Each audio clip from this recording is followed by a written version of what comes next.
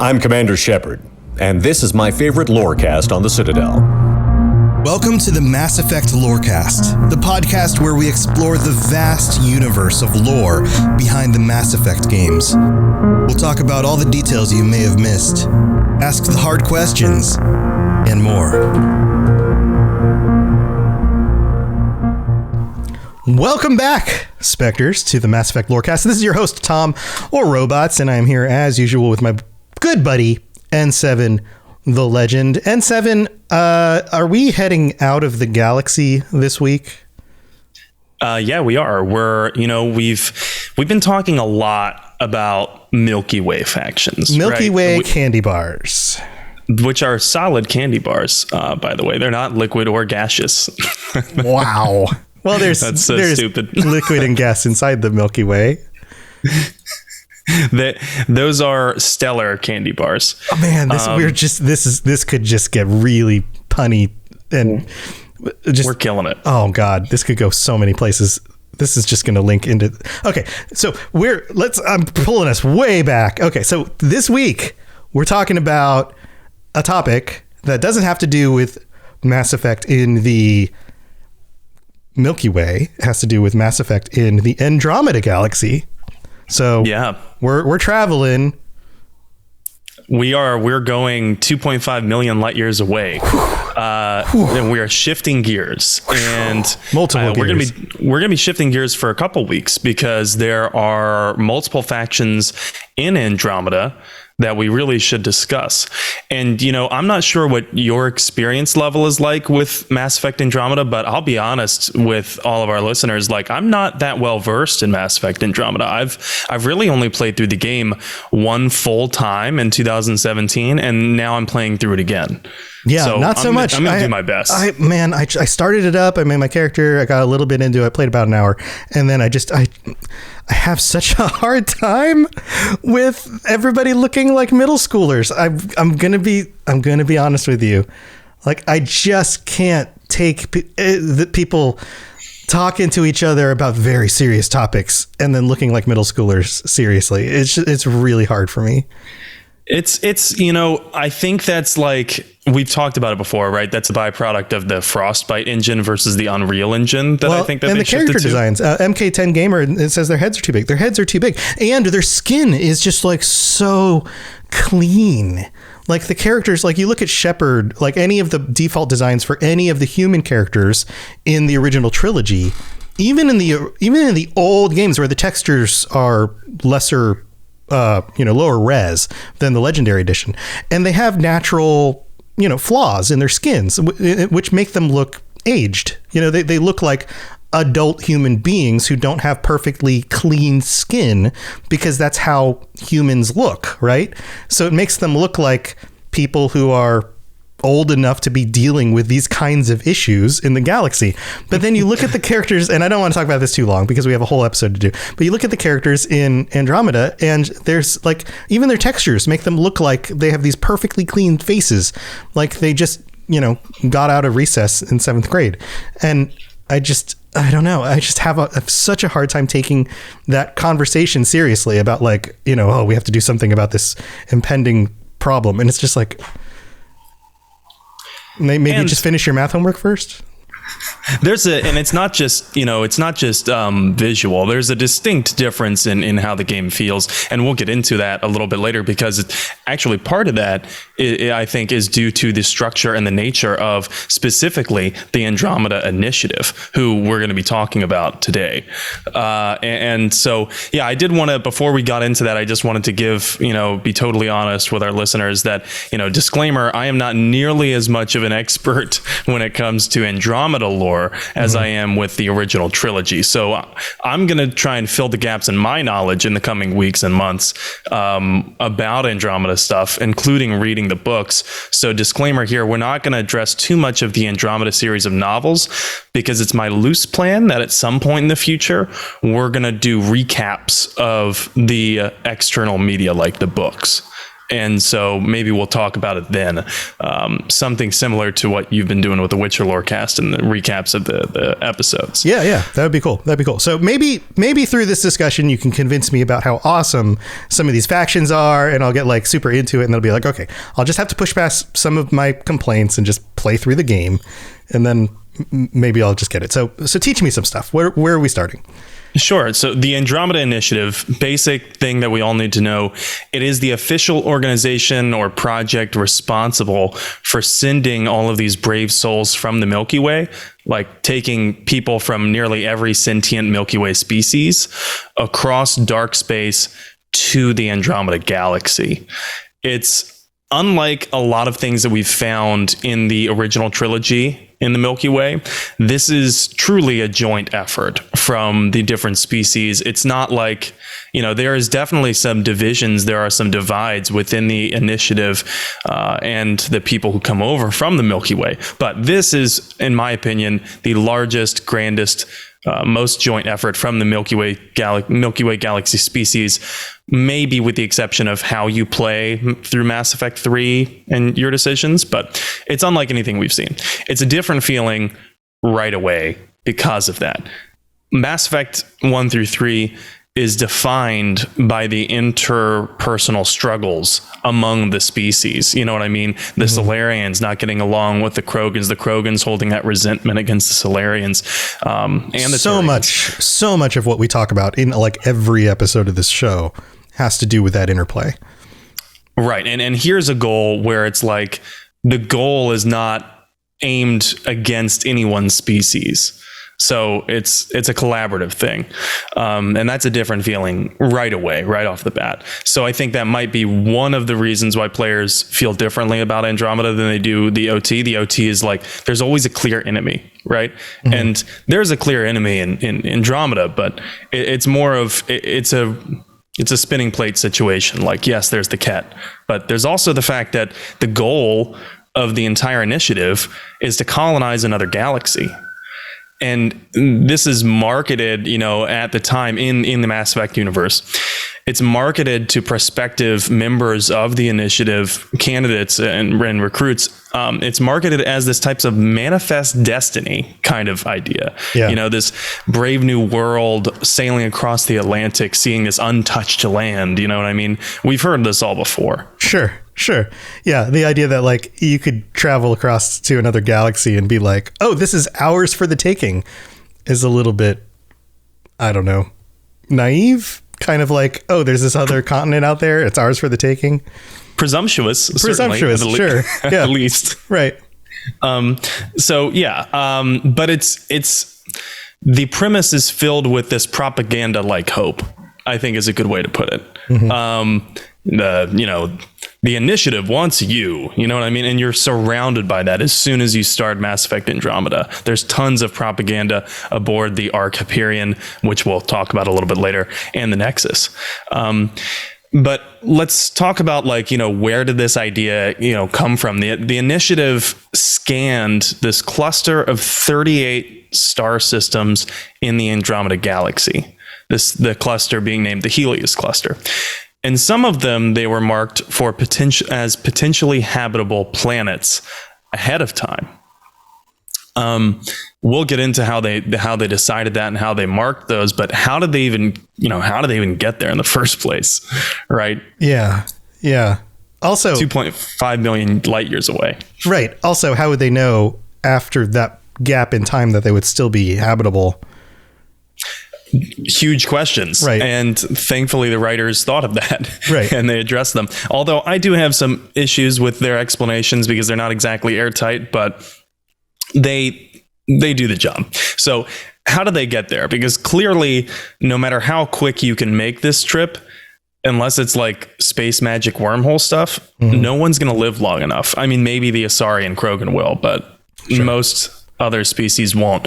So they get there by storing around 100,000 colonists on arcs. There's 6 different arcs, usually separated by species. Some species share an arc.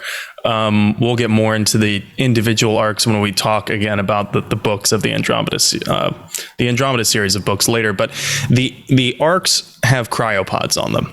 cryostasis. Right. And we've seen this in a lot of other sci-fi literature. This happens, or in movies too. I mean, this happens in like the Aliens series. Right. Pretty much I think every major science fiction series where people travel long distances. Right. This is a pretty common answer to long distance travel. Yeah.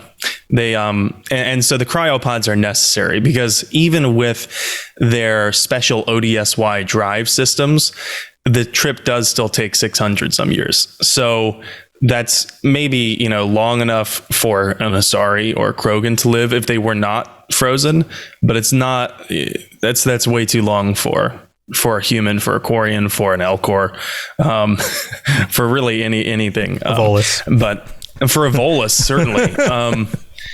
So they've been frozen. And like I mentioned, there are these ODSY drive systems that enable this type of travel. And the way that they work is they store static electricity that, according to the lore, would typically cause a starship to explode. And they recapture this to power the Ark's primary systems. So it's like a recycling. Like a Prius using its brake energy to repower the battery. Yes, like a hyper efficient Prius. And although they don't look like Priuses, to be honest, they look like Citadels. Like so the it's a Citadel space with Prius its arms. that looks like a Citadel. Cool. Yes, they don't get made fun of. I would imagine they're not made fun of as much as Prius drivers. Okay. Every Prius driver that listens to us is like, hey, don't make fun of my Prius. I used to drive a Prius, but I got paid for my mileage, so it actually worked out for me to get paid to drive more because I didn't have to use gas as much. I got really good gas efficiency. Well, I know. I actually know a couple Prius drivers, and they laugh to the bank at me, right? Because I'm spending way more on gas. Yeah. But beyond Priuses and their amazing drive systems, the ODSY drive system has apparently something called an electromagnetic ram scoop that gathers hydrogen from the Ark's surroundings and converts it into fuel as needed. One of these days when we get to talk to like a chemist or an astrophysicist, or I don't know who would be the expert that like synthesizes rocket fuel. It's got to be a chemistry thing, but yeah. Astrochemist, maybe. I don't know. Yeah. If we could talk to someone like that, I'd love to dive more into the science of that and how feasible it is. Yeah. But about the cryopods, this is an important topic because it comes up repeatedly throughout the entire Mass Effect Andromeda game, and it's constantly an issue with the initiative. Not everyone is woken up immediately when they get there. And you have to remember that the people who were chosen for the initiative were chosen because of their expertise and likelihood to facilitate a stabilization of a colony. And not all of those people who actually make it on the Arks are woken up immediately because they can't, because that wouldn't be sustainable. People use a lot less resources when they're frozen. They don't eat. Right. They probably breathe a lot less. They probably do a lot less in general. They don't need to be protected, really. I mean, life support systems need to have power, but you get what I'm saying. So the goal is to secure the as military folk would put it, secure the LZ before you land. So secure the situation first. You plant your roots, and in the meantime, you wake up whoever is necessary to do so. Right. So, which is why in the beginning of Andromeda, we already run into the provisionary military and security folk, among other people, and administrative folk as well. So this is a huge point of contention about the order in which people are woken up from cryo and who's woken up from cryo before others, because as you can imagine, some of it is political. Yeah. A large part of it's political. Yeah. Yeah. That makes sense. So that's one of the other ways that they manage this. And it's a huge point of contention because it's like, on a personal level, it's like, hey, I want my family awake. You know what I mean? Right. How come they get first pick of the land, or how come they get woken up first in order to do this? Yeah, absolutely. Right. Very easy to sow distrust of those in leadership if you're not happy with what's going on. Right. And, like the Oregon Trail, which we were just talking about, Manifest Destiny and all that, like the Oregon Trail, not everything goes peachy along the way. I don't think that there's nearly as much dysentery. Yeah, I was going to ask, who dies of dysentery? There's certainly a sizable population who perishes from disease aboard one of the arcs. Again, one of the subjects of one of the books that we'll talk about a little bit later. Yeah. In this show, not in this episode, but in this show. And for one of the problems resorts from what you just talked about earlier. You asked 2.5 million light years away. How can they actually be sure that their scans are accurate? Yeah, well, all of their scans, their preliminary scans at the very beginning of the initiative are very old news, 2.5 million years old to be exact. Sure. Yeah. So the planets that they see could be completely destroyed or uninhabitable or just maimed maybe by solar radiation. Who knows? Or have gone through some sort of total climate change by then, or who knows? I mean, there's so many things that can happen in 2.5 million years. I mean, think about species could rise. Right. Think about the nature of our planet 2.5 million years ago. Like if somebody had scanned our planet and saw our planet 2.5 million years ago, they would have been like, oh, well, that's a planet and it's full of gigantic dinosaur species. Right. And the temperature, the average temperature of the planet would have been a certain thing. The number of continents on the planet would have been totally different. Like very high oxygen content. Very high oxygen. Gigantic insects. Like the nature of our planet 2.5 million years ago would be totally different than it is right now. And then all of a sudden, much more volcanic. Yeah. And then they would have, but they also would have been like, okay, and there's no intelligent life there. They set out to colonize our planet. They show up and they go, oh crap, there's like 7 billion intelligent humans on the planet. What? This wasn't here when we scanned it, Yeah, who are these hairless primates? Right. Where did all these monkeys come from? And why are they driving cars? Yeah. Why are they arguing about where did the dinosaurs go? Ball games. Yeah. Why are they trying to move this weird shaped egg into an end zone? What's going on? Yeah. Totally could have changed 2.5 million years. Lots of things could be different. Yes. The entirety of the Drell homeworld of Rakana took place in their entire arc of rising from reptilians and then into a sentient race and then depleting all of their country's resources and then being rescued by the Hanar. All of that happened in a shorter time frame. Yeah. It's a long period of time. Lots of things could change, but some Quarian explorers find this mass relay powered telescope. Really cool, right? Mass relay powered telescope that is made by the Geth, and it gives the Milky Way, or whoever would use it, a more current idea of what's going on in the Andromeda system. It's pointed at dark space, but it just so happens to gather data and images from Andromeda. And that combined with Asari scientists' prediction models, Asari scientists who are working with the initiative, it helps them really gather a level of confidence in the imagery that they're seeing. Mm-hmm. So this next part is taken directly from the Andromeda Initiative's Golden Worlds briefing that is given to some members of the initiative. And quote, this mass relay powered telescope. This array was supposedly built from 3 mass relays using sensors in the combined relay corridor as a form of FTL telescope to observe dark space beyond the galactic rim. Why the Geth expanded so much effort to study dark space is not known. That last part is interesting, right? Why would the Geth be studying dark space? I know the writer who wrote that was like, I know why they're doing it, but I'm not going to let anyone else know why they're doing it. I have a little secret.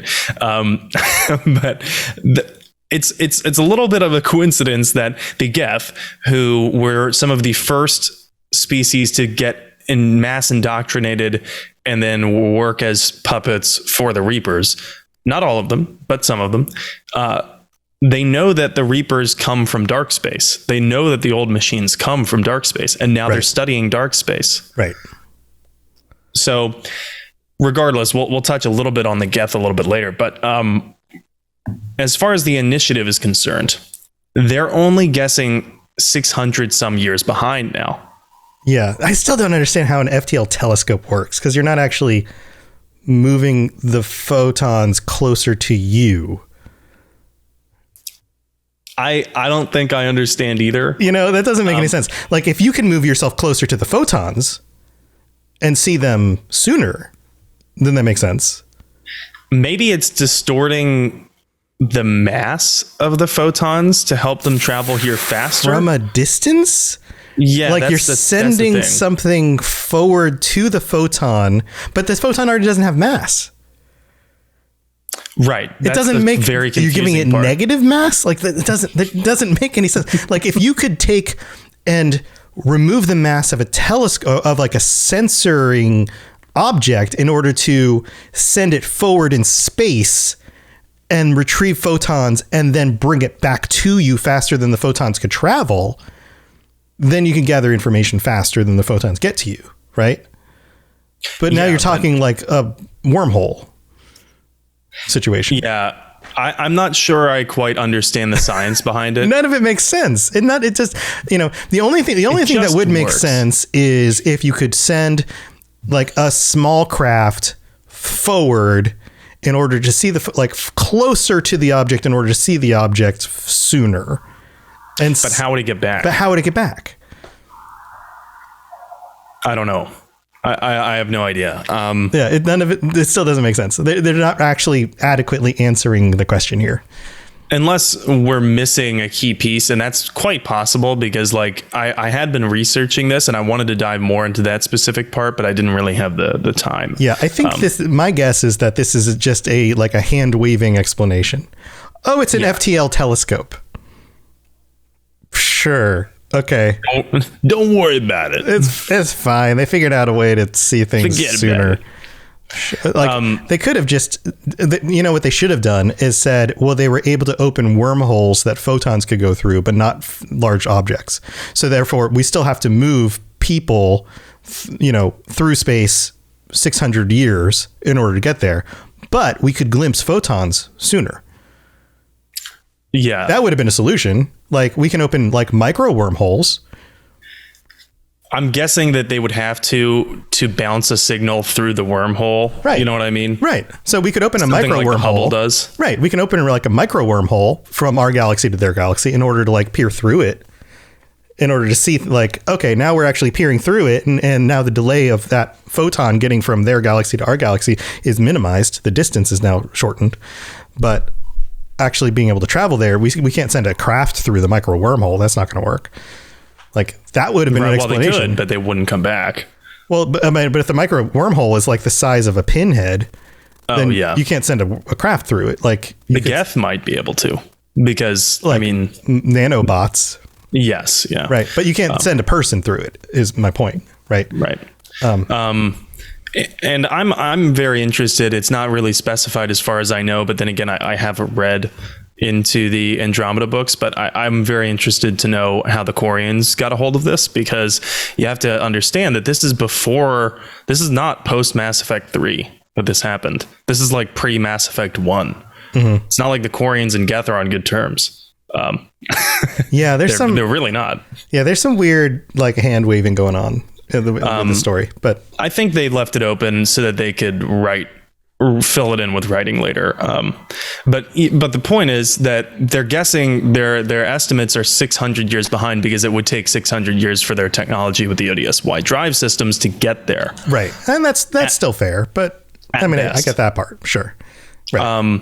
So by the time they arrive, by the time the arcs with the hundreds of thousands of colonists actually arrive, turns out even in that 600-year time frame, things are still screwed. Right.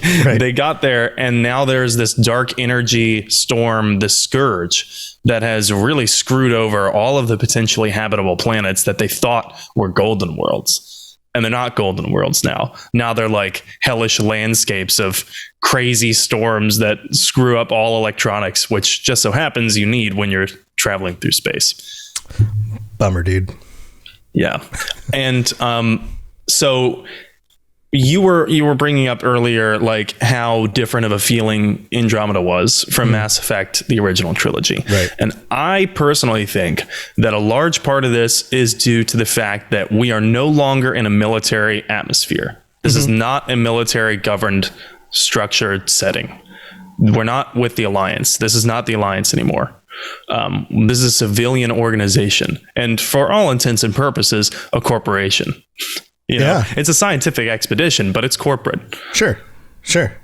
So there is a distinct difference from the original trilogy in everything from, you know, like our aesthetics, like architecture, down to the way people talk to one another. It's not so structured like, you know, yes, ma'am, yes, sir. You know, it's not the military anymore. It's not, I'm trying to make a contemporary pop culture reference. I don't know if you ever watched The Last Ship. No, it's not The Last Ship. It's more like The Expanse. It's not. Right. Okay. I get where you're going. It's not Star Trek. Right. Yes. Right. It's not as formal and rigid. It's more of a, hey, I'm going to go do this. Is that cool? Okay. Yeah. Rather than, sir, permission to, you know, right. Yes. Yeah.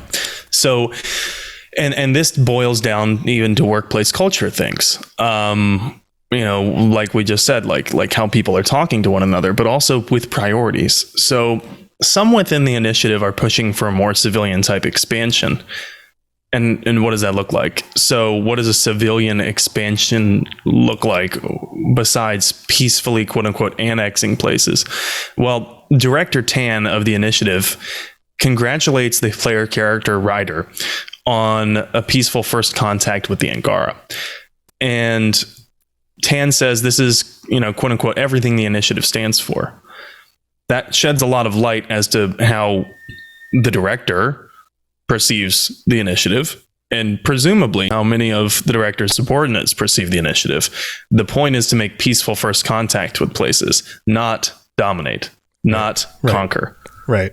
According to Tan. So it's distinctly scientific. It's not like Shepard. It's not, you know, Shepard was not a scientist. Shepard was a Marine, you know, plus minus biotic abilities, tech abilities. Sure. And Shepard was a Spectre first and foremost, you know. So that doesn't mean that there aren't those who would rather seek domination and conquest and that kind of thing. And then, in fact, that's a source of much divide, and it's a rift within some factions in the initiative. And people who break off from the initiative, we'll get into that a little bit more as we go through these factions from Andromeda. But beyond that, the whole initiative isn't really equipped to fight a war. They're not outfitted like an Alliance or Turian warship fleet. They're not meant for battle. They were meant for scientific exploration, for keeping people alive. It's like a passenger jet. It's not an F-16. Right. Yeah. They have some defensive capabilities, right? Just like the Quarian migrant fleet does, but they're really not an offensive capability. They're there for colonization and scientific progress. So that brings into mind the Ket. The Ket are, of course, the hostile alien species who is basically the Borg, assimilating everyone they come in contact with. The Ket proved to be hostile on first contact. It's not like you can really make friends with them. And probably much to the initiative's chagrin. But it is what it is. And so the initiative doesn't have this militaristic capability, which probably puts Ryder in a tough spot, because Ryder, as we know, is no Shepard. Ryder, you know, Ryder's father, Alec Ryder, was an N7, but Ryder is not Shepard. Ryder is not some ultra badass spec ops, soldier. So this is a totally different ball game, and I gotta say, Ryder's demeanor shows that. Ryder's demeanor completely shows that they are civilian, not military. Right. So regardless of the combat training that Ryder has gotten, but this brings up in my mind a question. Since the initiative is significantly less equipped to fight compared to something like the Alliance or the Turian hierarchy, would the Ket even really be a problem for the Alliance? Like, I mean, I'm sure they'd be a problem, but is it anything the Alliance couldn't handle? Right. Like had this been a military expedition to a new galaxy and they had come equipped to deal with whatever, hostile forces they encountered, and had they had a commander on board, somebody like a Shepard, A certain commander, or anybody else, like, name another capable individual. Anderson. Yeah, and Anderson, anybody else. In fact, anybody else that you could name that you would have picked for this mission that we come across, and given them enough firepower and a fleet of ships or something, like.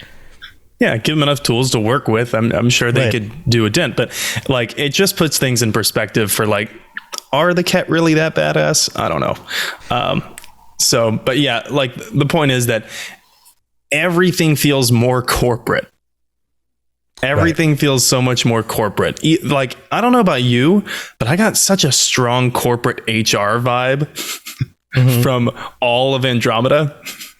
I don't know why. Maybe it's because I used to work in corporate HR. Oh. So like, yeah. So like, yeah, I know the guts. Yeah. So with Shepard, there's always that, like, it was never do I do it? Are people going to agree with me? It was more of a do it because I say so. It's the decision. We go, or no, we're staying. It's my call. Like that's the way Shepard put his foot down or her foot down and just made the call. And it was one way or the other. And it was authoritative. And if there was questioning, it was after the fact, or it was before the decision had to be made, but it was in private and in a conversation with somebody who was to be trusted, or somebody who was in the know and needed to be, brought in order to gather more information about it. Like, what do you actually know about the situation? Tell me more about so-and-so. There's also just a huge bad. We talk about big bads. Well, yeah. Reapers are huge bad. Right. But the hemming and hawing about it was more of a gathering of more information in order to make the call. Like you've been out there. Tell me more about what actually happened in this situation. Like those kinds of conversations. And I feel like in this game, there's more of a, I don't know if we really should do it. What do you think? Scientific, skeptical. And and I'm all for scientific, skeptical inquiry. And like, I think that leads to better decisions than just putting your foot down and making, just affirmative or negative, like, do it, don't do it, like that kind of thing. Like, we should always be reanalyzing our decisions and making the better decision. But in a leadership capacity, the leader should, again, do that behind the scenes, in closed doors, in conversations. But when those decisions have to be shared with other people, they should still be authoritative. Like, yeah, the rest of the team should still know, like it should still be messaged in a way to the rest of the team, like the leadership knows what they're doing, And Mark 10 in here in chat brings up another great point, because it being the initiative, because it had a profit line and quotas to meet. And that's a very good point. The initiative was, I don't think it was for profit as much as something like, Apple or something like that was, but it was certainly a funded organization. Like, it wasn't funded with taxpayer money. This was funded primarily by a benefactor who we're going to talk about a little bit later. But it had investors to please. Yeah. The initiative had investors to please, certainly. So maybe that's part of why it feels more corporate. It also feels more scientific, like we noted. So there is that level of back and forth inquiry, especially with Tan and some of the more like on the ground teams like Riders, which makes sense. And I'm going to make another pop culture reference here. Have you ever watched Silicon Valley? Yeah. So maybe it's just because the voice of Tan is the voice of, I can't remember his name, but one of the housemates in Silicon Valley. Is it? It's Kumail, I think is his name. Okay. Yeah. So he was actually the voice of Director Tan, and maybe that's just why I'm making this comparison and why that comes to mind. It's what's his name? Najan. Is it really him? Nanjiani? Is that his name? Yeah. Is that? Yes, he did the voice of him. Oh my gosh, that's awesome. Okay, I didn't know that. That's hilarious. Camille Nanjiani. I can't say his last name, but yes, that's amazing. Okay, I didn't know that. We butchered this man's name. Yes. He was in the Marvel movie recently. Oh yes. So he did an amazing job. So the point is that a lot of it feels to me like Silicon Valley does. Mm-hmm. You know, that like quirky kind of like we're not sure back and forth type of basically the opposite of authoritative. Right. Yeah, I get you. So we need to keep going, or this episode's going to be like a 2-hour episode because there's so much to cover here. But specifically, how did everything get started? So Gian Garson was the person who founded the Andromeda Initiative, and really what we know about Gian Garson is that she was an eccentric billionaire. This is a very common storytelling, perspective. Oh, well, this person had tons of money laying around and nothing better to do. But we get the idea that Gian Garson actually cares about the advancement of Milky Way species and whatnot. And so, Garson apparently just decided, fuck it, let's go to another galaxy.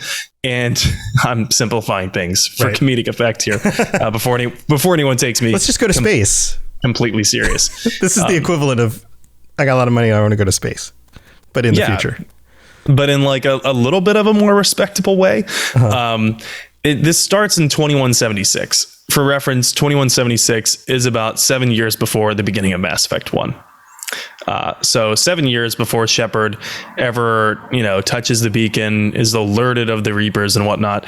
And then, so this project starts, and of course, because it's such a massive project with 6 arcs sending people 2.5 million light years away, it takes a long time to get it up and running, but not as long as you'd think, because they launch in 2185. 2185 is, of course, right after Sovereign attacks the Citadel, and the Council learns of the Reapers. They don't publicly admit it, but they learn about the Reapers. This is important. This time frame thing is important, and we'll get to it a little bit after the mid-break. But I'm going to give a Reader's Digest of the timeline before Mass Effect Andromeda of the initiative. Garson runs out of money.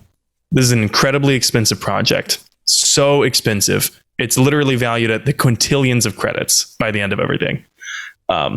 So although Garson's a billionaire, all of her personal wealth does not even come close to covering the expenses.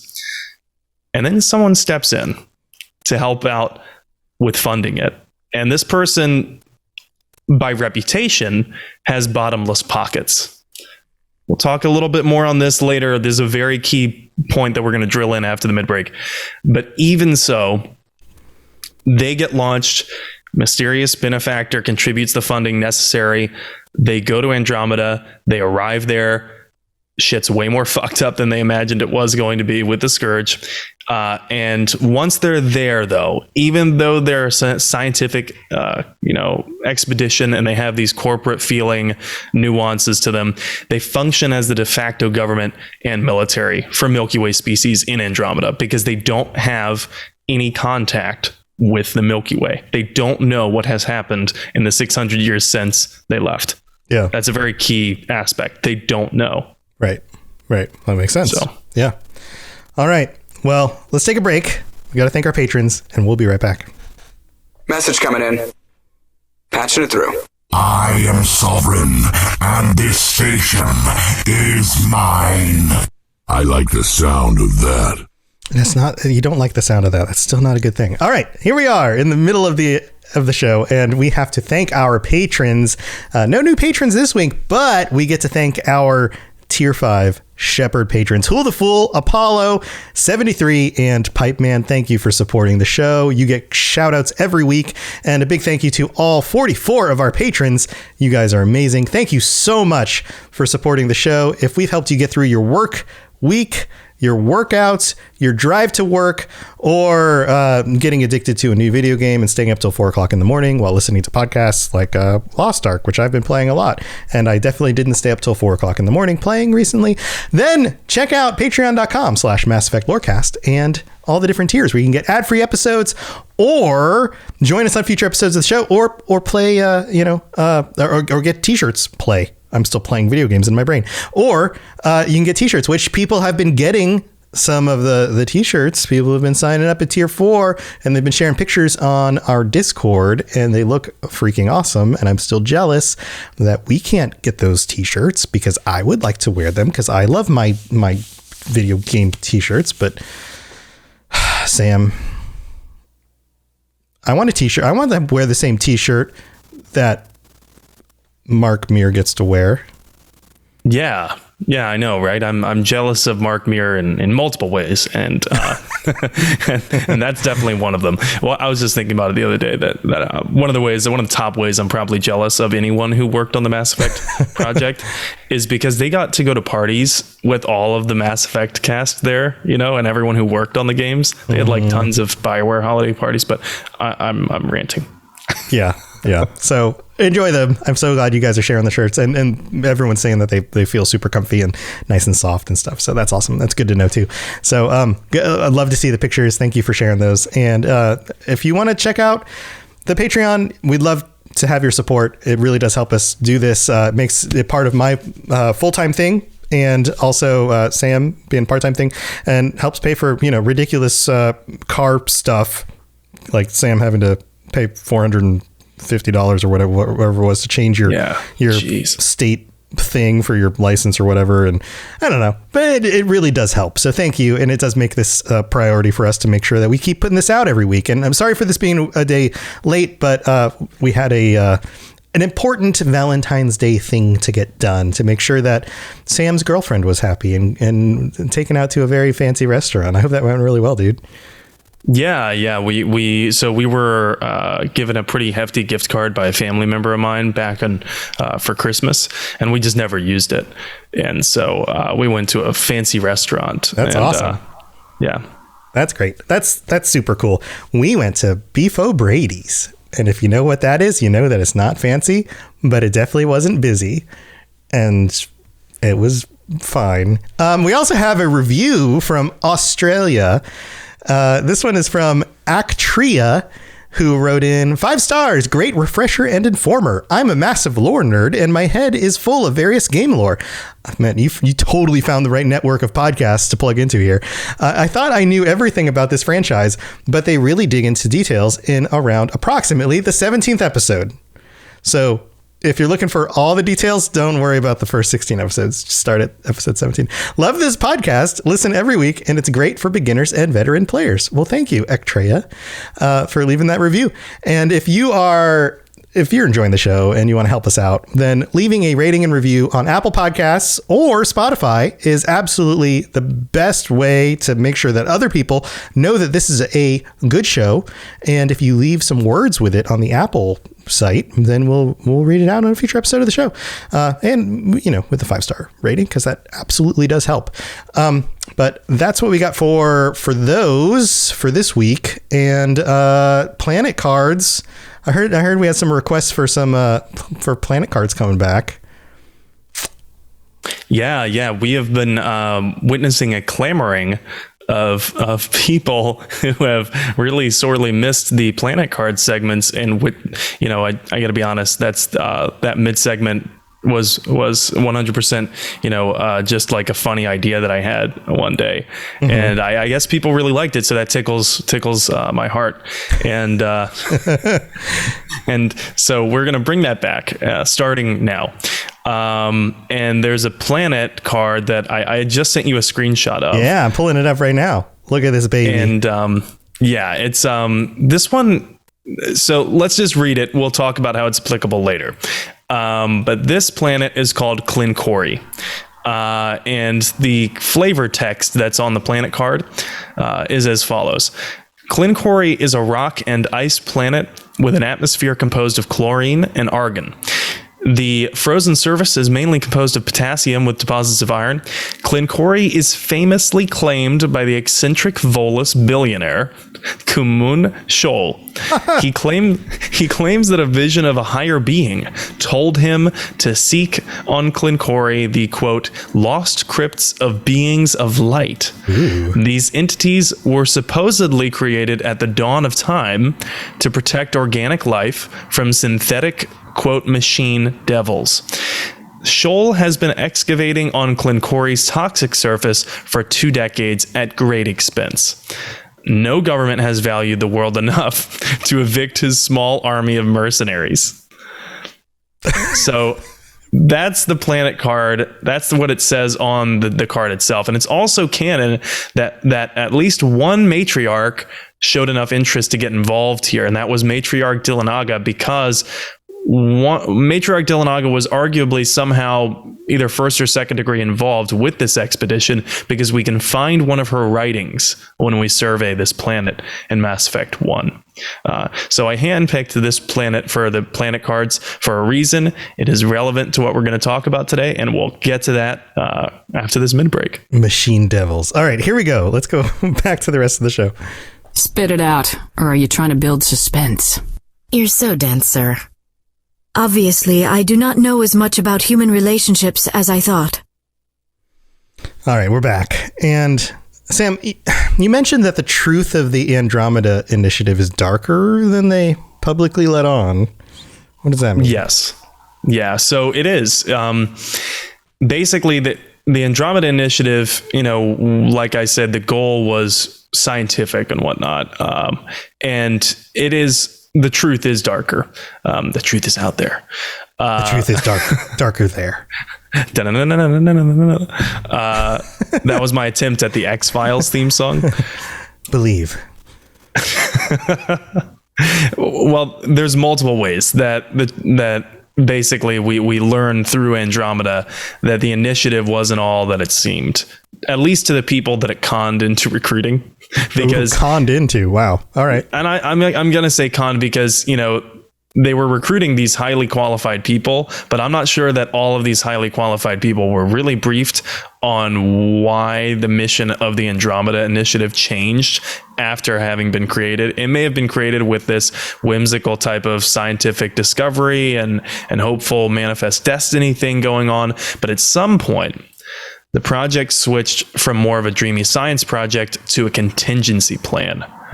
Like here's what we need to do to ensure all of the Milky Way's sentient species, or most of them, survive. Yeah. In case this huge big thing happens.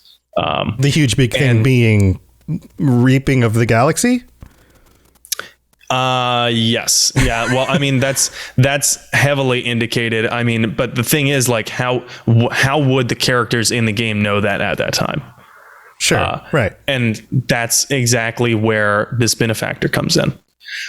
We find out from Alec Ryder's logs. Remember, Alec Ryder is the father of the player character, who is Scott or Sarah Ryder by default. And I see in chat here, Kala Elizabeth asks, do you think they know who the benefactor is, or something they left open to figure out later? I'm guessing you mean the writers by they. I do think the writers have decided who it is. I think they've purposefully not told us because, and we'll get into that, the writers have not told us, but we find out from Alec Ryder's logs and memories that the player can investigate that the initiative was actually meant to save the Milky Way's civilizations. And according to a secret recording by Jean Garson, the founder of the initiative, she was running out of money and she needed somewhere to turn, like I mentioned. Before everything could go to hell, this random person, we don't even know the gender. We don't even know anything about their identity, really. Species, nothing. Right. Could be a group. Could be plural. I don't know. But this mysterious benefactor stepped in to provide basically unlimited funding for the initiative. And they did it because they were apparently motivated by this really strongly held belief that there was this looming catastrophic threat. I'm imagining Al Gore saying catastrophic. Catastrophic threat to the galaxy. Some of our audience is like, Al who? Yeah, what? They're too young. They're just like, I don't. Who is that? Or they're just from a different country and they don't know who Al Gore is. Also, yes. Former vice president. Inventor of the internet. I could see Al Gore being the mysterious benefactor. Maybe, except I don't know that he has that much money, but all right. I don't know. An Inconvenient Truth grossed a lot of grossed a lot of he also tickets, didn't actually invent the internet, so no, he just it's likes not to, a series of pipes. He just likes to claim that he did. Anyway, moving on. I feel bad for the vice president. Whoosh. Okay, enough with these South Park references. So, by 2183, which is the year when Mass Effect 1 happens, even before the Sovereign invasion. So, this is important to note. Before the Sovereign invasion, the benefactor believes that there is an impending threat to the galaxy. This is before the Reapers are really known to be a threat. And even after the Sovereign invasion, most of the galaxy does not know about the Reapers' existence. Right. It's kept very highly classified and under tabs by the Council. And a lot of them don't even treat it as like a serious thing. Not publicly. Right. So Shepard's reveal of the Reapers serves as vindication, at least somewhat, to the benefactor. But everyone, it seems, including Jen Garson, including Alec Ryder, seems to question the benefactor's intentions. So this is interesting. They got this ultra wealthy person or group of people who are helping fund this initiative to save the galaxy's races, but they question their intentions. That's weird to me, right? Like, yeah, the goal is to colonize another galaxy, but in doing so, save the galaxy civilizations because this benefactor believes there's this looming threat, but they question their intentions. Very specific fear there. A specific fear that's not really explicitly stated. All we know is that more and more people start questioning this benefactor's intentions. Garson doubts the benefactor so much so that, and I'm going to try to, and this is spoilers definitely, as most of this episode has been, but Garson doubts this benefactor so much and becomes so frightened about the bad intentions of the benefactor. We learn that she holed herself up in her own apartment on the Nexus, which is the governmental hub of the Andromeda Initiative, in anticipation that she's going to be assassinated. The founder of the initiative assassinated, and she's right. She's killed. We learn this because the player character can go into her apartment and find evidence that there was another person in there, which suggests, in my opinion, but does not prove that she was murdered by the person that was in there. Okay. But she was murdered. Right. She was murdered. And we know that the killer is long gone. Okay, so who is this mysterious benefactor? Like, that's the thing, you know, we never find out. We never find out explicitly, which kills me as a journalist. You know, I've talked about the fact that I'm a journalist, right. And you know, these unsolved mysteries, but it kills me specifically because this is like such a typical follow the money type of situation, and I'm when it comes to my own journalistic inspirations, those types of follow the money, white collar crimes that lead and reveal larger scandals and conspiracies. They're not just stories; those have happened in real life, you know. And so this kind of thing is like, you know, it makes my journalistic glands salivate. I'll put it that way. We can't follow the money though, because this is make believe, and because we are very strictly limited to what we're given in the narrative. But it is definitely the greatest mystery within the Andromeda Initiative, and I have a few ideas. Okay, so let's go through the options because you've got me thinking about these too, and I know you've written these out, so I got some thoughts on it too. But go ahead. I just want to preface this for anyone. This next part is not hard lore. This is speculation. So we are speculating given what we know. Right. This could be the Citadel Council. The benefactor could be the council. Mm-hmm. And they would have the money to do it. They'd have the resources. Yes, they would definitely have the money. Who's going to stop them if they're siphoning funds from someone else? They'd have the knowledge. They would have all the access to everything they would need. Right. And maybe this is why they always seem really too busy to be bothered with Shepard or anything that Shepard's doing post Mass Effect 1. I know that they want the plausible deniability of a Spectre back from the dead, now working with a known terrorist organization. Sure. They want the plausible deniability of that. I get that. But even so, I mean, like, they seemed far too, like, just preoccupied. What the hell were they doing on all of Mass Effect 2? Maybe, right. You know, helping with this. Right. And then there's always the question of, like, if they genuinely didn't believe there was actually a way to defeat the Reapers, then why not pour all of your resources into a way to escape the Reapers? Yes, exactly. And since they don't seem interested in fighting the Reapers, this would make sense. What doesn't make sense about this theory about the Citadel Council being the benefactor is the timeline. We know that the benefactor came into contact with Jen Garson before the Sovereign invasion. Mm-hmm. And already had this fear of the looming threat. So if it was one of the counselors, they didn't like say this to Shepard. It would have been a secretly, privately held belief. Which, far be it from politicians to talk out both sides of their mouth. Oh, yeah, right, sure. That never happens. Yeah, sure. But, you know, this project would also be the highest level of clearance in the entire galaxy. Think about it. Yeah, absolutely. And I have a hard time thinking that this kind of project would have no government help. Like, no governments of the galaxy are helping produce this. And it's like the most expensive project ever. Right. You know? Right. So it would have the highest level of clearance, which would mean they would probably not even tell Shepard. Oh, no. No, Shepard wouldn't know. No, and especially given the later games with the urgency and intensity of the missions that Shepard's working on, they would probably justify it by saying this would only, complicate things for Shepard or distract him, distract him or her. Right, Shepard would need to believe that there is no alternate option for humanity.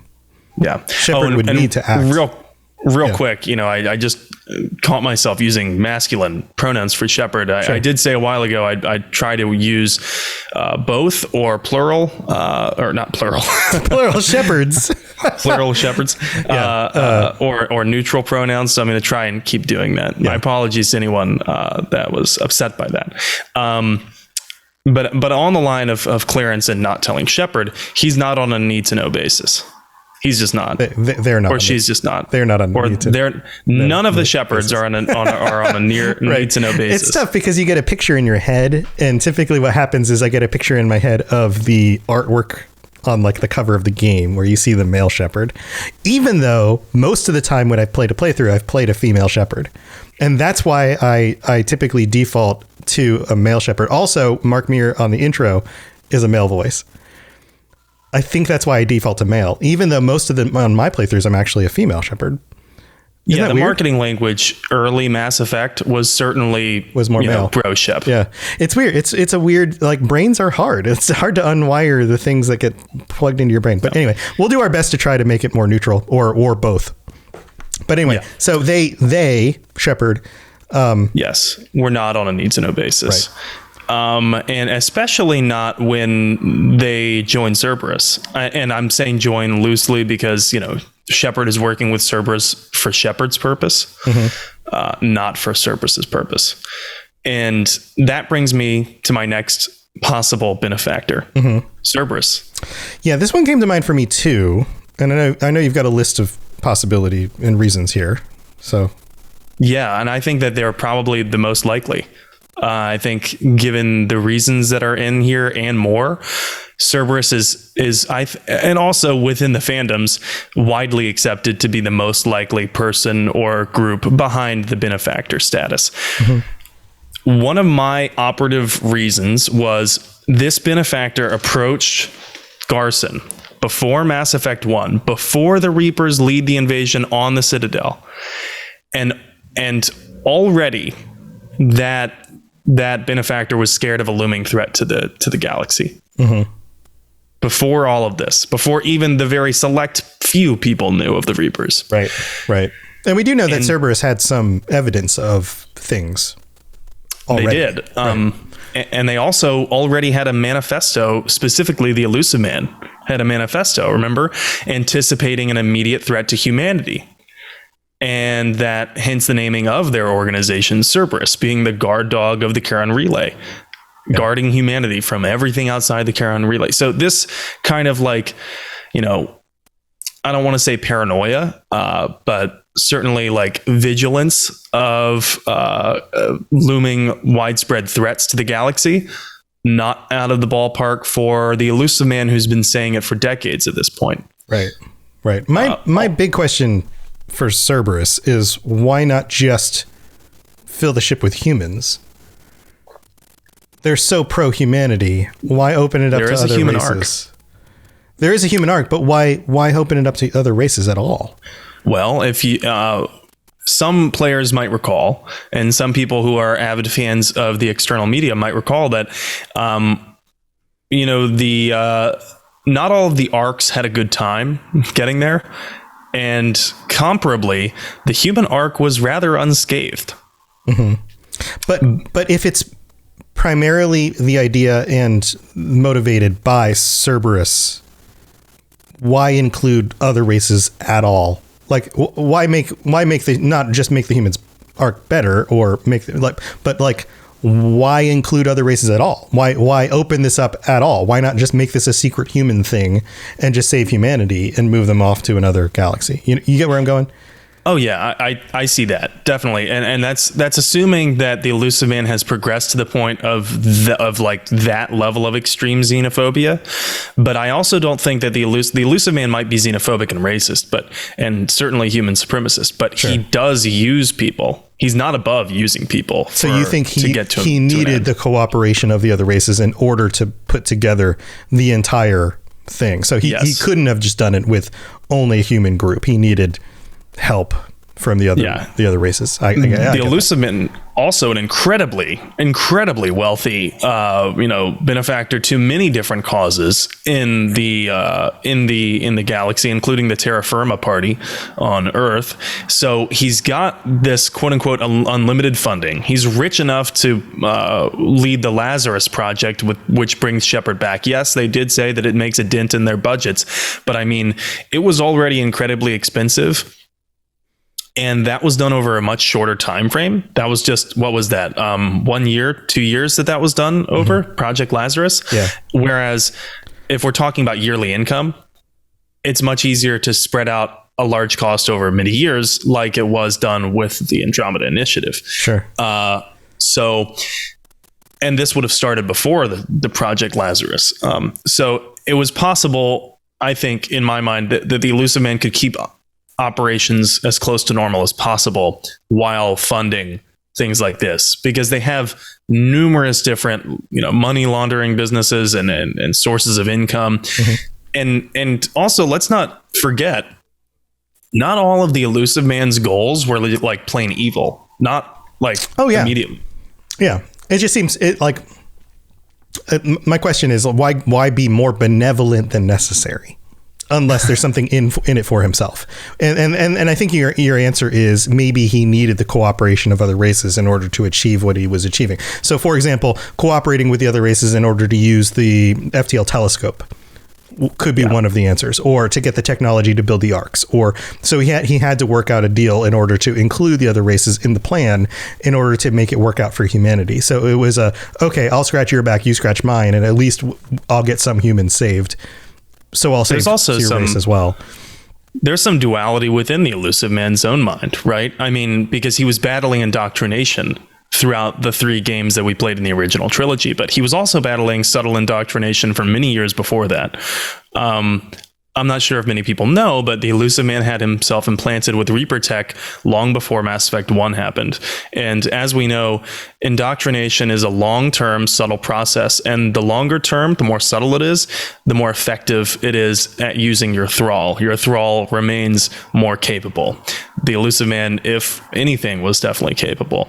And if we're thinking about it, while there may have been a benevolent intention at first, which is what Garson and Ryder and several other sources seem to think about the benefactor, that at first it was a honorable intention, honorable goal, it changed. The change is what I'm interested in, because we see that same change within the Elusive Man.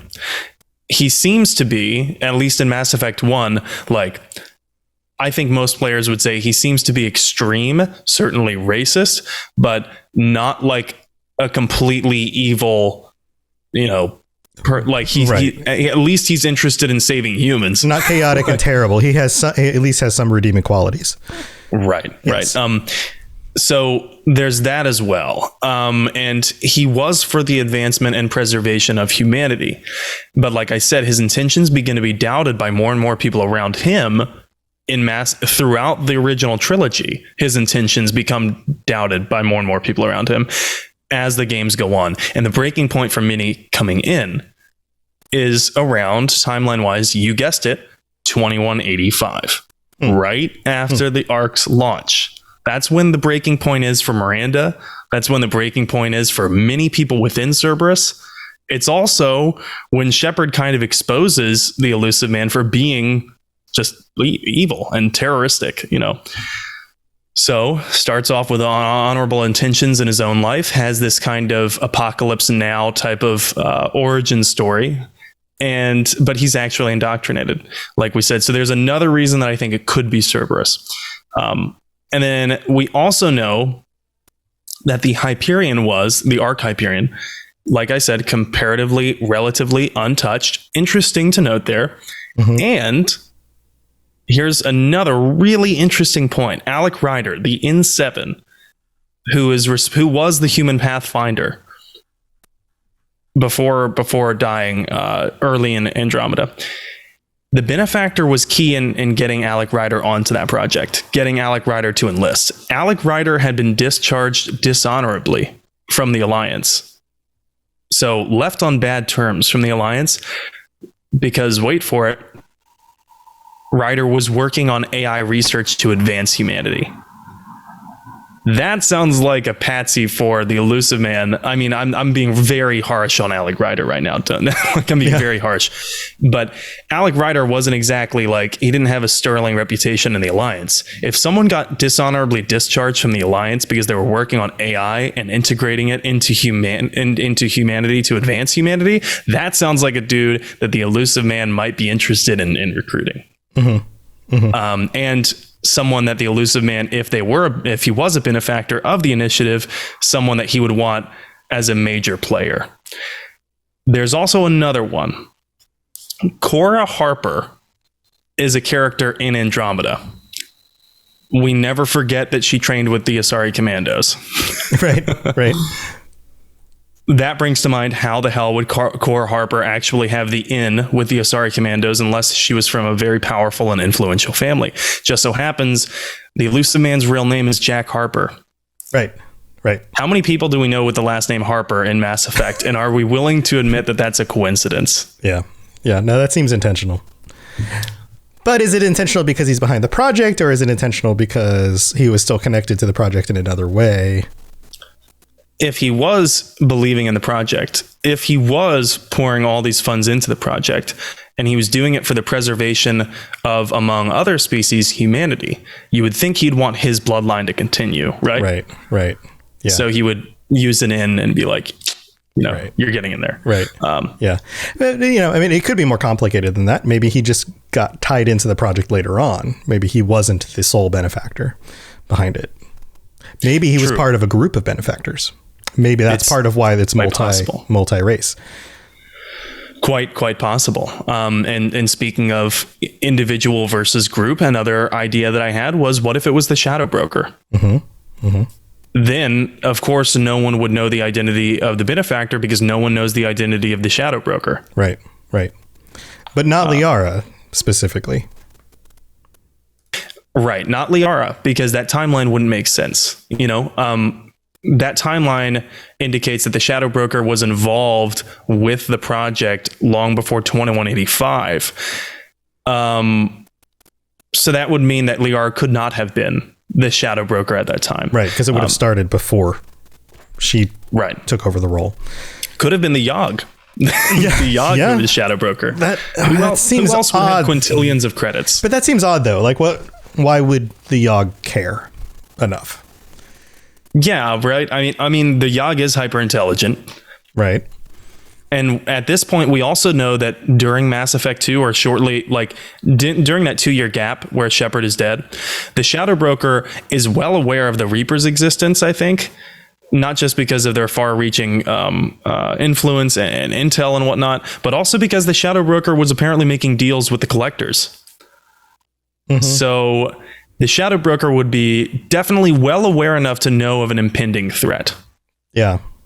And it would probably be in the shadow broker's interest to try to get on one of the arcs. But what if it's possible that Liara prevented that from happening? Yeah, there is that. I mean, I guess that would be the only real reason for doing it, was to get out himself. Yeah. As his own escape plan. Yeah, although that makes sense, although the timeline wouldn't make sense. They would have to retcon some things for that timeline to add up. And in terms of connections, the shadow broker was certainly involved in AI research. AI research was like a hot topic, definitely illegal by council standards, yet shadow broker very involved in that, and could have contacted Alec Ryder that way. Helping to enlist Alec Ryder, this dishonorably discharged person from the Alliance who was an attaché to the Citadel. So everyone questions the benefactor's intentions. Yeah. Does the shadow broker ever seem not sketchy? Yeah. No. Yeah. Right. So there's that. And then, this is perhaps one of my favorite ideas and the sole reason why I brought up this planet card today. Kumun Shoal, that eccentric Volus billionaire that we mentioned in the planet card. What if he was the benefactor? The lost crypts of beings of light. Yes, exactly. He was told by a higher being about these lost crypts of beings of light. And that sounds pretty funny to us. But man, what if that was a long play with writing by BioWare? Because this lost crypts of beings of light sounds a lot like the Remnant, many of the Remnant and Jardan settings that we players find ourselves in Andromeda. So like somehow he got info that like those lost crypts of beings of light are now in another galaxy. Yeah. Why not? Sorry, the princess is in another castle. It's 600 years away. Go over here now. I'm diverting all of my credits. Yeah. It's kind of a joke, but not really. I don't think it's actually Kumun Shoal, but there is evidence there to suggest that it could be Kumun Shoal. And then lastly, this would be really interesting, especially with the teasers that have been put out about the next Mass Effect game. Clearly, we know the Geth are going to play a large role in the next Mass Effect game. We don't know how. But what if it was actually the Geth who served as benefactor? Because it was their telescopes, remember? It was their mass relay telescope array that actually could see into Andromeda, and they were studying dark space. Right. Which would mean that they may have known about the Reapers earlier than we think they did, which we already knew that they knew about the Reapers well before the rest of the galaxy, because half of their population, maybe not half, but a large section of their population, the heretics, were already enthralled by the old machines. Not all of them agreed with the old machines, but but every one of the Geth recognized the old machines' power, and they recognized their existence prior to 2183 when they invaded. So all of them knew about the Reapers. Not all of them agreed, They had a mass relay telescope array. They also need minimal life support to make this journey because they are synthetics.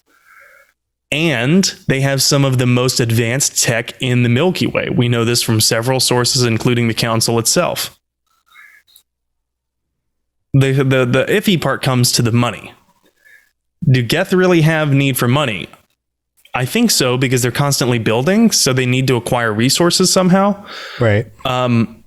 Maybe, writers could explain this very easily. They could just say something along the lines of, well, the Geth wrote an AI program that was very efficient at siphoning credits from every extranet transaction without detection.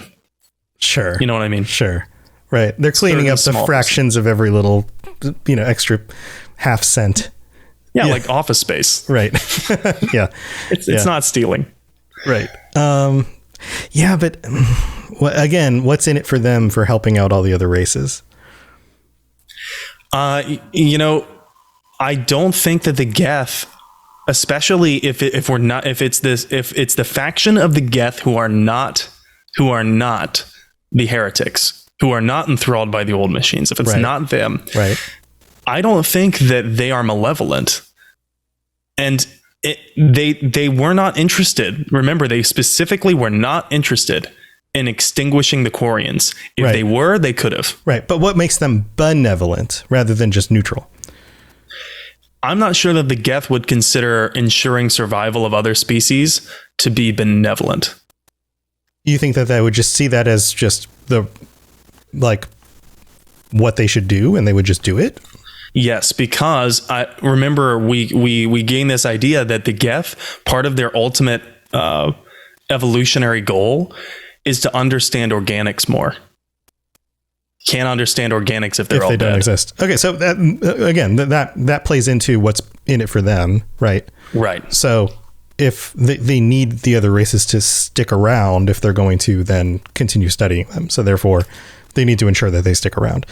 So yes. Well, so okay.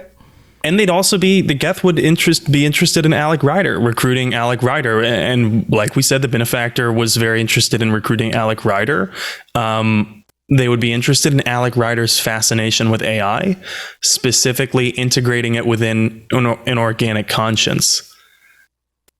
That is something the Geth would be very interested in. Right. Oh, this human was discharged from the military because they were working on AI, and this human is also very interested in integrating an AI within a human's own brain. Yeah. This synthesis is like the pinnacle of evolution as perceived by the Geth. Right. And other synthetics. Right. So they would see somebody who knows a lot about that or studying that as maybe a visionary, a prophet, yeah. Yep. Okay. And it would make sense why Garson, why the Ryder would grow skeptical of the Geth's intentions after the Sovereign invasion, right? Because they just saw a bunch of Geth invade the Citadel. Right. Interesting. Well, again, you could see why maybe multiple groups working together could also be viable here. Yes. Like Cerberus working with the Geth could be a very legitimate connection. At least initially, and then maybe even bringing in some other groups. I would love to hear what our listeners think. I would love to see some conversation around this on the Discord, because there might even be a combination or another group that we haven't even thought about that could really work this together in a way that really combines it in a very interesting kind of solution. Before we wrap up here, I had a few fun facts that tie in, and I'm just going to rattle through pretty quick. Yeah, let's do it. I got into this Wikipedia rabbit hole when I was looking through this, because I noticed, like Andromeda, and then there's the Helios cluster, there's the Hyperion, there's all these names that have Greek mythological parallels. And there's all these Greek mythological parallels in the original trilogy, right? Charon, Cerberus, etc. Well, there's the obvious one with Andromeda, which is the Helios cluster. Well, Helios was the son of Andromeda and Perseus in Greek mythology. There's also, like I mentioned, the Hyperion. Hyperion in Greek mythology was a Titan and was also the child of Gaia and personified the sun. Right. So Hyperion literally translates to he that walks on high or the one above, a fitting name for the human arc. Yeah. It's also interesting that the Hyperion has a connection to Homer's Odyssey. Hyperion, being the Greek mythological character, has a connection to Homer's Odyssey, and also the name of John Keats' epic poem, an abandoned one at that. There's also Eos, the first planet that we land on in Andromeda. Eos was a child of the Titan Hyperion. So these could all be just things that, like, some of the Andromeda writers of the game were just fans of Greek mythology. Maybe. Sure. It could also be take that the Hyperion to Eos, which becomes the child of the Hyperion. Sure. also, who's naming these things in universe? In universe, they could be fans of Greek mythology. So lots of Greek naming here, but we also know one big influential guy inside the Mass Effect universe who is a huge fan of Greek mythology, named his entire organization after it, actually. That would be the Elusive Man. Yeah, that's true. If the Elusive Man was diverting so many credits to this thing, don't you think he'd want naming rights? Naming rights? Yeah. Cerberus. Yeah. So, the Andromeda Initiative also named some systems after noteworthy explorers from the Milky Way's own history. This is just something interesting. It doesn't really tie into to Cerberus at all. But Leif Erikson, Viking explorer, right? There's a system named Erikson. Same spelling, has to be a reference. There's also Kindrax. Kindrax was the first Turian aeronaut. Aeronaut is someone traveling in the air and space to cross one of Palaven's oceans in a hot air balloon. That's some like detailed lore right there. Oh, very detailed. There's also one for the Batarians. Darhiga was the first Batarian astronaut. Nice. And Darhiga is the name of his system. Nice.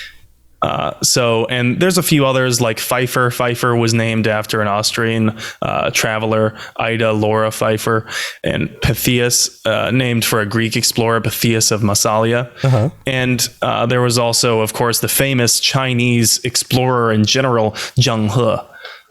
So Zheng He is a system that is named. I think Zheng He is actually a system named both in Andromeda and the original trilogy. I might be wrong about that. I know it's in Andromeda. I'm kind of iffy on if it's in the original trilogy too. But yeah, some cool naming conventions going on in Andromeda that way, which arguably named in universe by the Initiative. Very cool. That's some very cool info. Two girls asked in chat, did the Batarians ever get onto one of the arcs? That's a great question. And if they do, I don't remember that from the games. If they do, it's referenced from the external media. But given what we do know of the Batarians, I don't think that they would be interested in cooperating with some large project like this. Yeah. And I also don't think the rest of the Milky Way galaxy, like races, would be wanting to bring them on board. Because they're a dictatorship with terroristic tendencies. Yeah, those guys, we'll just leave them. Good luck. Good luck with the Reapers. Every time you say the Reaper, I just imagine the cowbell skit. Needs more cowbell. Yeah. Well, this has been a fun episode. You got anything else going on you want to share before we head out? Oh, and what are we doing next week, by the way? Oh, next week we're going to be covering some more of Andromeda's factions. There's a whole slew of them. I'm going to try and compile the factions and see, if they deserve individual episodes, if there's not too much to talk about. But one of them is the Rokar. I believe that's the Angaran faction, who isn't really big fans of the Initiative at first. So we are going to be talking about that as we go forward. Some more Andromeda stuff. Nice. Well, you keep chugging away with this stuff. I mean, you're slowly whittling away my resistance to playing through the game. I think I might be able to deal with my whole, the eye issue of looking at a bunch of middle schoolers. But I mean, the gameplay was fun. Don't get me wrong. There were definitely some good qualities to the game. The middle schools are arguing about stuff is just a little bit tough. And I'm addicted right now to Lost Ark. So I'm going to have to get through that. Have you tried that yet? I haven't tried it yet. The gameplay looks very Japanese to me. And it's like Diablo 3. Like the fighting feels like more visceral Diablo 3, but couched in an MMO. But the MMO is very slick. Like instead of like go collect 17 of these things and bring it back, like you do like the thing once and it's like, cool, you finish the side quest and you're like, oh, great. like stuff gets done really quickly. So it's very streamlined, even though there's lots of systems. The systems don't really come into play until like the end game. So you can actually streamline through the story really fast.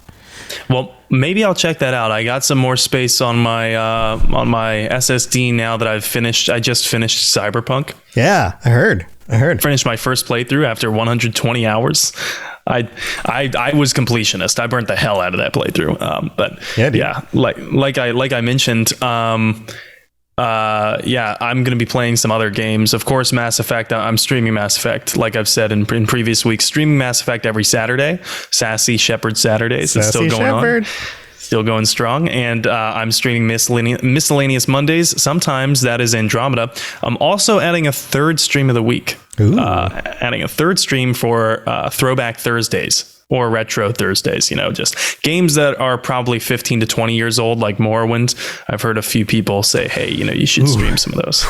That's a tough one to get going on. It's brutal. And I'm gonna ask for some tips from Lotus. Yeah, talk to Lotus. Or Aramithius. Those are two guys on the network you can talk with. Yes. Some other people in our Discord, I'm sure will have tips for you. That's a tough one. If you get into Lost Ark, let me know. I've connected with another streamer friend of mine who has a community of people who are playing.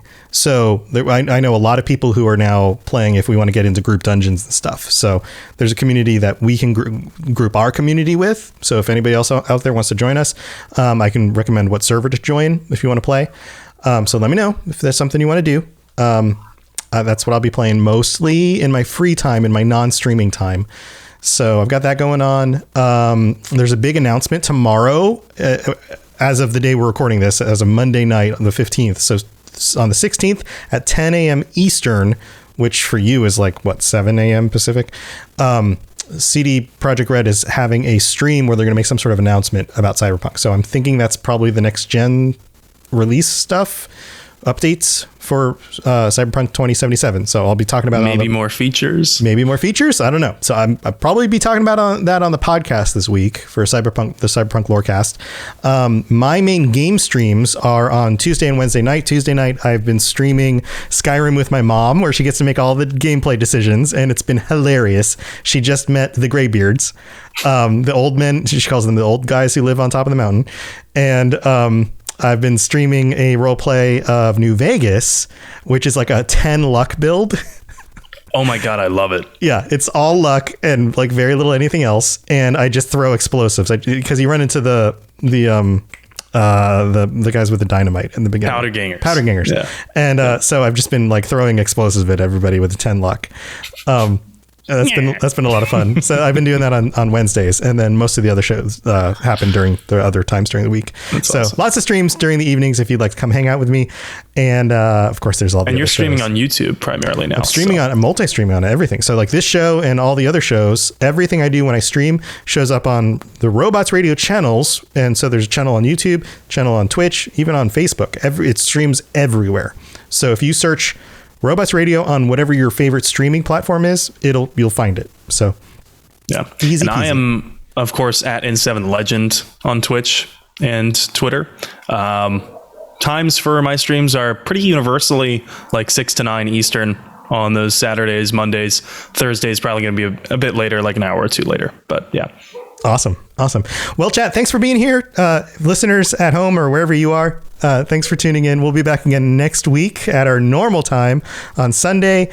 And here, let's look at the schedule real quick. Next week is the 20th, and then the 27th is the last Sunday of the month. So that'll be our patron chat in just 2 weeks. So if you haven't signed up yet and you'd like to join us for our patron chat, and we'll be figuring out what we're talking about with our community. So I'm sure we'll be talking about that over the next 2 weeks very soon. That usually starts right about now, where people kind of throwing out some ideas. So join us on our Discord, the Robots Radio Discord, to talk about all that stuff, and tell us your thoughts on this episode and what you guys think is actually going on.